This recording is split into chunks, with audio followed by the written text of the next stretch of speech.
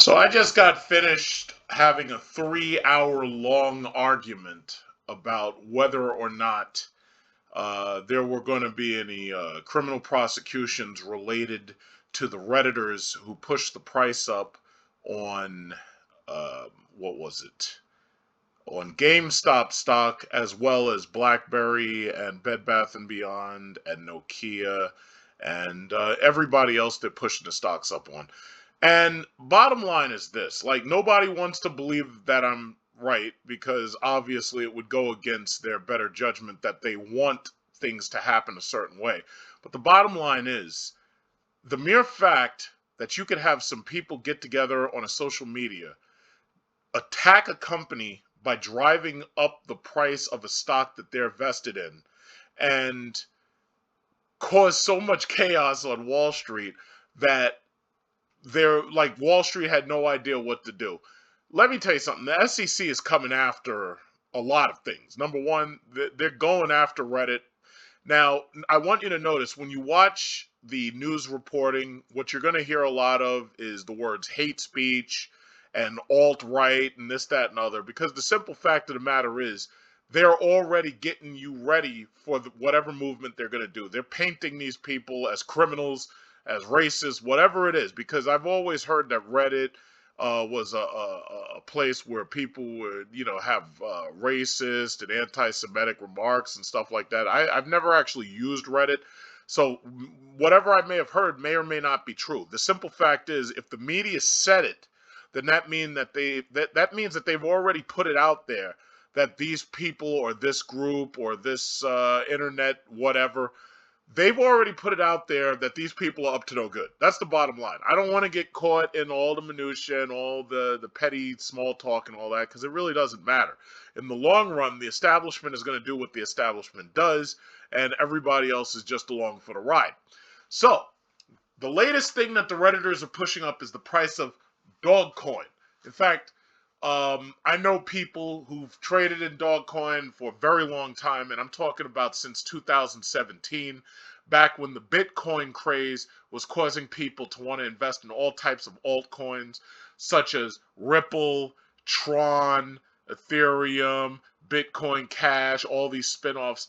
And the thing about it, what I think is so funny, yeah, the people who get in when it's dirt cheap, they have the ability to make some gains. That's the reason why a lot of people point at these things. They call them Ponzi schemes. Now, Ponzi scheme or no Ponzi scheme, usually these things go, they fly so low that the SEC really doesn't notice, or they choose not to even bother with them because there's so many people trading them. But the thing about it is, as long as they keep it cheap, they don't really care. The SEC, for the most part, doesn't really care too much about these penny stocks. But when it comes to this cryptocurrency and digital currency, which are not the exact same thing, one thing you got to understand is nothing's ever going to be allowed to challenge the US dollar.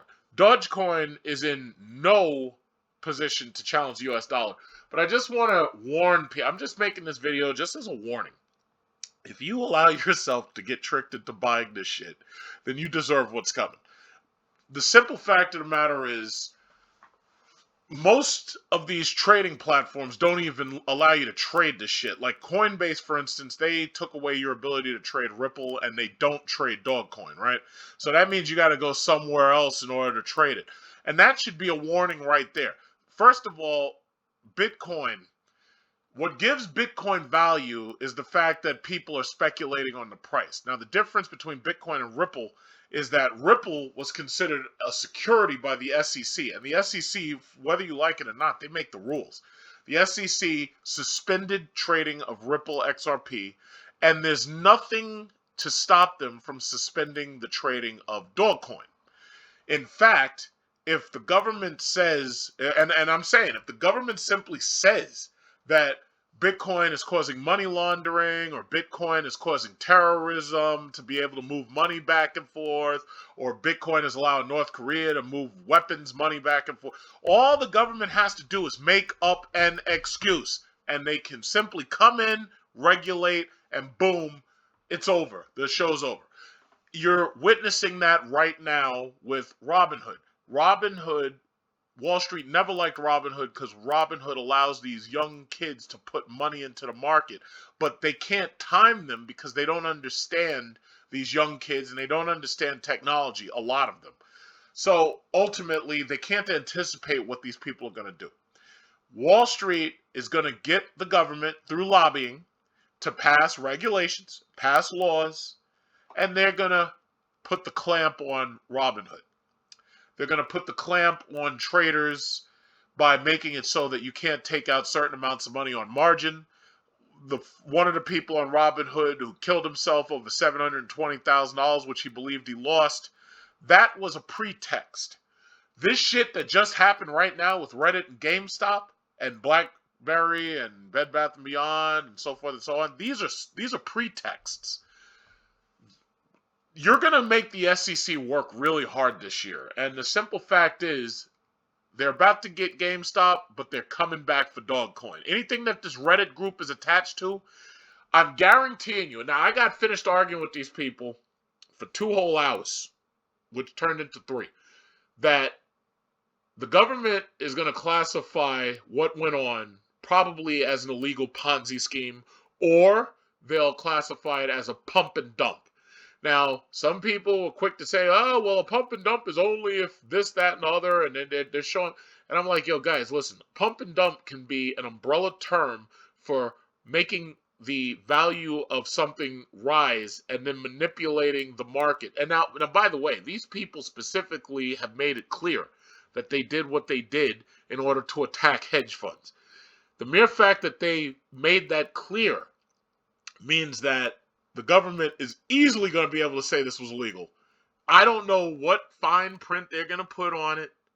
All these people who say that they're going to sue Robinhood, well, guess what? You didn't read the fine print in your contract, your terms of service. So the simple fact of the matter is, the government, the establishment, they don't give a fuck about you and all the bullshit that you think you know because you don't know the law. They are going to overrule you. DODGECOIN, not to get too far off base, DODGECOIN is virtually worthless. Why do I say that? Well, first of all, let's understand what is it that gives Bitcoin its value. There's people speculating on the value of Bitcoin because they want to use it in order to do fast international transfers and this, that, and other. But what really gives anything its value is the lack of supply. When something starts to run low, scarcity, it's rare. That causes demand to increase, and that causes supply to decrease because it's rare. Bitcoin only has 21 million Bitcoin in circulation. Or the total number, I should say, of Bitcoin will be 21 million. Okay? How about DODGECOIN? Well, DODGECOIN, where's DODGECOIN? I don't like when I pronounce that shit. It's hard for me to say dog because those idiots, they like misspelling stuff, and they do that as a joke. But where's DODGECOIN again? It's right. I had it just a second ago. Let me go back to name sort. Yeah, DODGECOIN has a total number of coins at 128 billion. So you got Bitcoin that's 21 million, and then you have DODGECOIN, which is 128 billion. Bitcoin 21 million, DODGECOIN 128 billion. Read further into it. The circulation is 127 billion. 113 billion coins have already been mined. How do you think that 128 billion of anything is ever going to be worth? I just don't. But you know what? I do understand. What's happening is they've got these young kids doing this investing and putting their money into things that just doesn't make any sense. They even tell you DODGECOIN was started as an internet joke. It was started as a meme. They tell you that. The mere fact that they tell you that this is a joke, you're going to run and invest in it. But you know what? While I'm over here investing in oil stocks, bank stocks, technology companies that make a finished product, there are some people who think that this shit is so fucking funny that they just want to invest in a joke. Well, I've got news for you. The SEC ain't fucking laughing. And when they come after you, they're going to come strong.